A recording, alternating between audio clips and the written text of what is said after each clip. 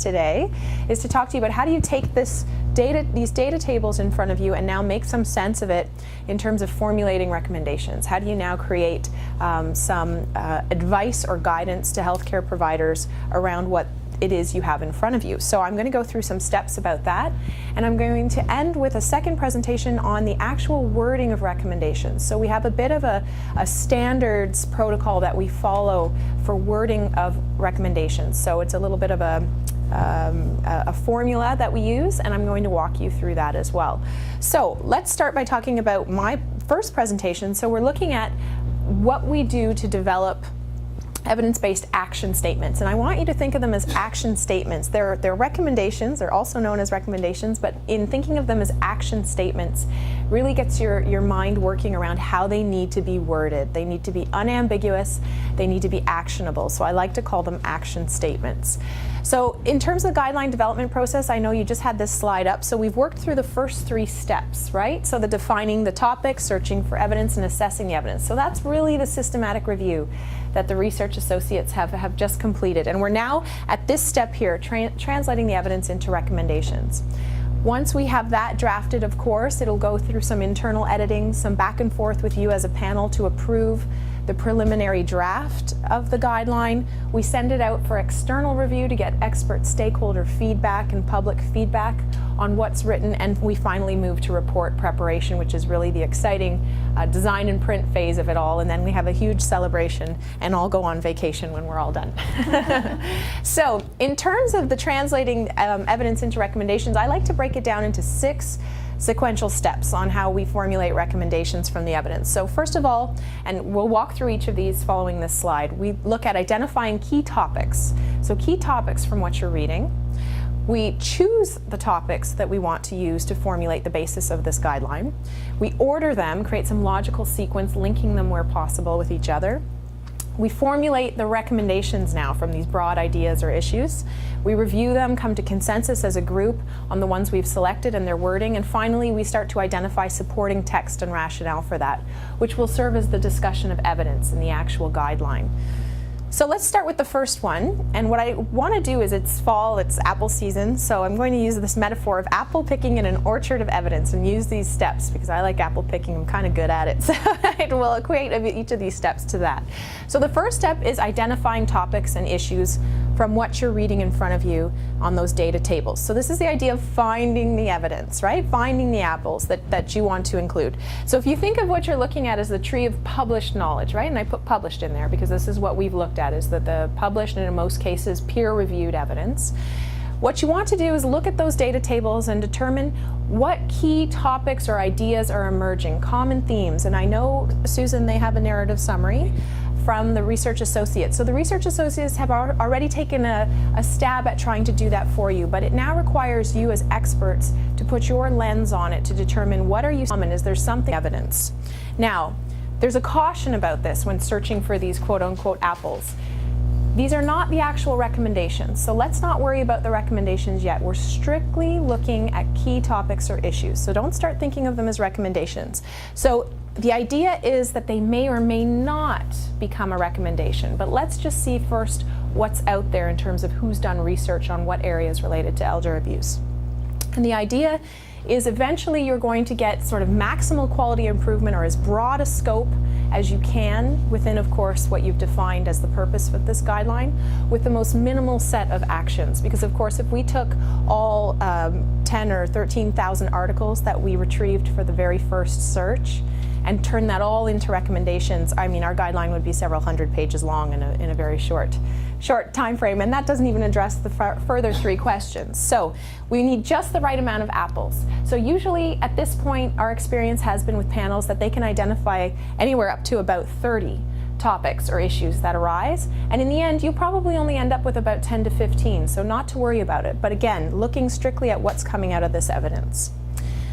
Some of the things that can help with this is to ask yourself a key question, and that is, if you could only discuss a few aspects of this clinical topic area, so elder abuse, what topics would you focus on the most to improve quality care and outcomes? And there's a couple of prompts there. So And again, you must go back to the scope and the purpose of this guideline in the first place. Are you looking at promoting appropriate care? Are you looking at reducing harmful care? So is there evidence around what's harmful in this particular situation?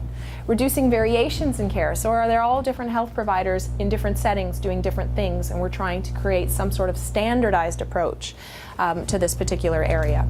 Improving access, improving provider knowledge, educating or empowering clients. So do we want to focus from the client or patient perspective? Facilitating coordination or continuity of care across health sectors, across conditions, what have you. And finally, facilitating ethical care. So it could be one of these things, it could be multiple topics within this area that you're looking for. But you may want to start to try and think of what is the real focus of this guideline and what are the topics that might fall within these particular areas that you would be interested in translating into recommendations. So the second step, now that we've identified where all the apples are in the tree, the next step is now actually picking which the particular apples you're going to use to formulate recommendations. So of course the old adage is pick low-hanging fruit. And this is how I want to describe this to you. If you consider the apples in the tree as these key topic areas, think about where they are.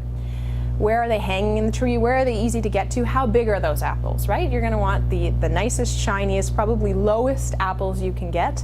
And so if you think about this idea, it's looking at high priority topics so that the group all agrees is a high priority topic within elder abuse, supported by a large amount of moderate to high quality evidence. So these big apples sitting really low in the tree, what's really obvious from the outset in terms of what it is that you're looking for. So a bit of a schematic on where those things will be. So again, big apples, moderate to strong quality. Knowing, however, that in this particular case, it may not have been easy to do research on elder abuse, and in particularly in terms of evaluation research. So the evidence may not sit at the very highest quality, which is why we don't neglect the moderate quality studies. Having said that, the other issue we want to look at is not neglecting other types of apples in the tree. So in first case, those topic areas with lots and lots of evidence but may not be of very high quality. We didn't exclude those from the data table. So wherever an article met our inclusion criteria and made it all the way through from screening to data extraction, even if it was very poor quality, it's in your table, and we've included that. So one of the things as a panel you'd want to do is look at, are there very common topics where the evidence is poor or of low quality? And maybe that's because it's a very challenging area to do research on. Maybe it's an area that in fact traditional research can't be done on, so it's really looking to experts such as yourselves to come to consensus on that topic. Similarly, don't neglect those areas where there's very little high quality evidence, because again, perhaps it's not a popular place of study. Maybe it's not an easy area to do study on unless you have quite an unlimited supply of resources or health organizations or providers willing to engage in research. So you're not just looking for the obvious low-hanging fruit. You're looking for these two scenarios as well, and not to neglect those. Now, as I stated, the first example are the very obvious, high priority. Everybody agrees they're high priority. There's strong to moderate levels of evidence. No problem, we can find those apples. The second is this high priority. Everyone agrees high priority, but maybe there's not so much evidence, so we're not too sure. But again, a key topic not to probably be overlooked. And thirdly, this idea of maybe it's low priority. Maybe it's not such a high priority for the group, but there's large amounts of evidence. Again, not the greatest quality, but maybe something we should think about as a group as to whether that should formulate eventually a recommendation or not. So finally, consider topics that might most influence the quality of care for which high quality evidence is unavailable. And in elder abuse, of course, I think we found all of 1 or 2 randomized control trials, which we were expecting. We weren't expecting to find a lot for this particular topic. So in the absence of evidence, the question is, do you still create these quote unquote key topics? And the answer is yes. In the absence of high quality evidence, it doesn't preclude the use of structured expert consensus if important quality concerns need to be addressed. And that's why we have you. That's why we have expert panels. Certainly RNAO could go off and write its own guidelines based strictly on a systematic review of the evidence and what's out there. But we're not experts on this topic, which is why we've brought together a group of you who we think are the the greatest experts in this topic area that can put your perspective on the evidence to fill in the gaps where evidence is missing. Now, these will be consensus-based recommendations, but certainly in a topic area such as this, they're equally as important as any recommendations that might be supported with, for example, randomized controlled trials. So certainly don't shy away from areas where there is very little evidence, period, be it high quality or low quality. The goal is a basket of apples you can lift. So you're picking the apples, you don't want to try and pick everything. So again, you're looking for those key priority areas. In terms of the third step, we're now putting the apples in some sort of ordering, right? So you're going through, you're scrutinizing the evidence, selecting key topics, and now the idea is to develop a logical sequence. And here's where you might have 20 to 30, and you start to say, well, this one is a little bit like that one, and perhaps we can link these two together. And this one is redundant to that theme, and perhaps this theme then falls out. So the idea is putting them in order and linking those that are common together wherever possible. And again, it is important to achieve consensus on this from all panel members. So in terms of formulating the recommendations out of the topic areas, we're now making apple pie. So we've got all these topic areas, and remember I provided the caution in the beginning, when you're picking these key issues, you're not looking for recommendations. That doesn't happen until this phase. At this phase, once you've picked your topics, you've actually ordered them, linked those together that seem to have some commonalities. Now let's work on creating recommendations. And so the presentation that will follow this, we're going to work through what the standard language and verbiage is that we use when we start to turn those issues into actual practice recommendations or actionable statements. So finally, reviewing and discussing the recommendations. So again, coming to recommendations is quite a big step by the group. It will be a lot of back and forth, a lot of very interesting debate and discussion. But once you have your recommendations sort of in their preliminary draft state, everyone's happy with the list of recommendations that they have, it is extremely important to go back, review, and discuss what you've developed. So first of all, ask yourself, is the sequence logical? Does it still make sense based on those topic areas you put into a certain ordering? Does it now still make sense in the way that the recommendations are written? And one caveat, which I'll go through in the next presentation, is RNAO has taken the approach of ordering the recommendations according to the nursing process. So there are some standards that you're not allowed to sway from in that way. Now, RNAO will put those into order for you, but they fit into the categories of the nursing process, and I'll go through that in the next presentation. So, have all major quality concerns been addressed? And again, this is particularly important if evidence is missing. So if evidence is missing and after a review of your final set of recommendations you say, but wait a minute, what about this area of assessment or this area of treatment? Then you may want to decide on coming to a consensus or expert opinion-based recommendation to fill that particular gap. Are there any omissions and inconsistencies? Again, it follows that line of thought of the previous bullet. And do the statements or these recommendations reflect the concerns of all the members of the panel? So again, consensus here is key, that all of your interests and all of your areas of expertise and experience are reflected in the final set of recommendations that will be published in the final guideline. So the goal is an acceptable list, not a perfect one. Of course, the evidence is always changing, and certainly we could continue on with our literature search on an ongoing basis, but the idea is to take what you have before you and turn it into something tangible. In terms of formatting, all of that sort of after effects RNAO will take care of, and then ask for your approval as we go through the design and print phases. Recommendation wording also goes through some internal editing, and we may have some changes for you, with the idea that it is not that we change the intent of the recommendation. We need to stay true to what you have determined is the intent of that recommendation, but we may change some of the wording to be consistent with the standards that we use for that. So finally, we identify supporting text and evidence for each recommendation. So we develop the rationale for the statement. And these are those discussions of evidence that follow each recommendation in our guideline, presenting the underlying justification. And now this should come out logically from the data extraction tables. So where you're seeing common themes, picking those topics, turning them into recommendations, that must have come from somewhere. So we can link that evidence back to each of these individual recommendations. Using highest quality evidence where available, so if it's high quality evidence, great. If we go to moderate quality, great. If it's low quality evidence, then we start looking at creating expert consensus or expert opinion-based recommendations to fill, again, that gap. And we create areas for future research on those particular areas that are missing, and we give some suggestions for future directions to fill those particular gaps. We explain any clinical terms and actions that may not be intuitive or inherent simply in the title of what it is you're using. And again, as I said, we consider these areas for future research.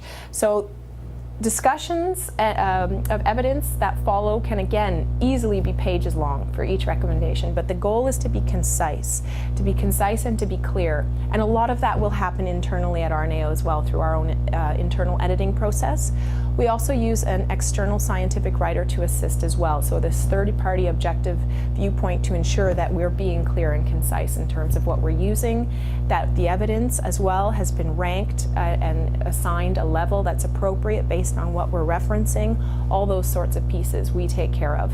And again, we'll send it back to the panel for final approval.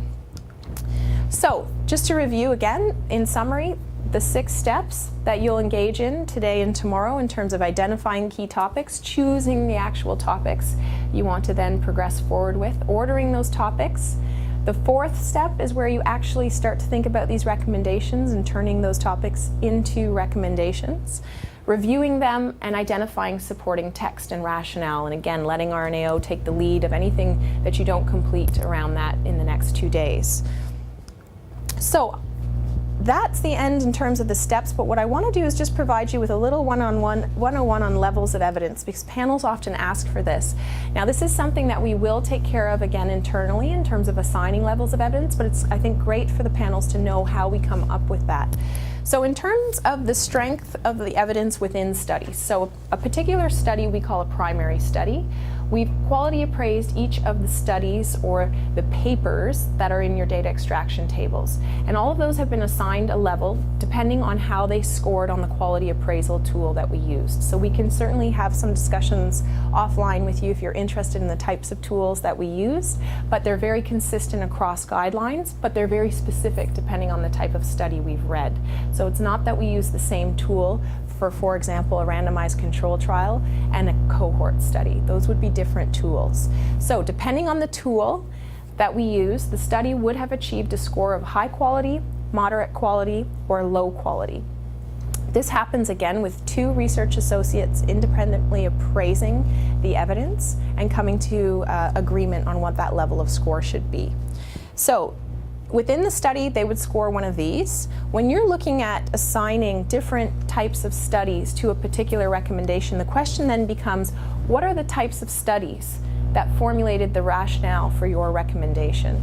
Are they systematic reviews of randomized control trials, or what we call meta-analyses, which are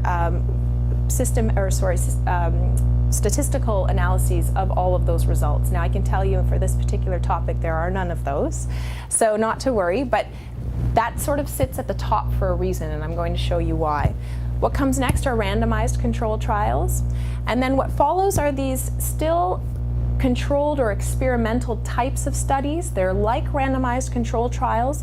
The researcher still has some control over assigning exposure or intervention to the groups and control, but they're missing some aspect of what we would call a randomized controlled methodology. So either there's an intervention and a control and no randomization. Perhaps there was no opportunity to randomize, it wasn't ethical to randomize. We call those controlled studies. Or we have quasi-experimental studies where, again, there's an intervention, but perhaps at this time no control for whatever reason. Perhaps it's 2 interventions pitted against each other and no one serves as a true, what we would call a placebo or care as usual. And again, no randomization for whatever reason. Subsequent to those, we have something called descriptive studies. And descriptive studies is, quote, just observing. So the researcher has no control over exposure of groups to the intervention or to control groups. It's that you're taking naturally occurring groups in the population, you're studying them. So a cohort study, maybe something that you've heard, would fit under this particular category here. Finally, we have expert opinion reports or qualitative research. Now, in terms of assigning levels of evidence, RNAO uses this schematic. So, yes? I just have a question. Where would you put metasynthesis studies then? Metasyntheses of Well, if you're doing qualitative. Right, would you still put that in the bottom? Yes, it would still be a level 4. So syntheses of any of these particular types of studies, so we've certainly seen lots of literature. Quantitative driven. It's very quantitative driven, yes, and we are in the process, we've been talking about this a lot lately, of moving towards something that is more qualitative friendly, or I should say non-RCT friendly. RNAO is a member of the Guidelines International Network, and they're currently working on exactly that, looking at a different sort of rating scale that doesn't, in the hierarchy, put the randomized control trial as the gold standard. You can imagine, for example, our healthy work environment guidelines, we rarely score above a 3 for that particular body of evidence. So it is problematic for us. It is sort of commonly used standard in terms of guidelines across the globe.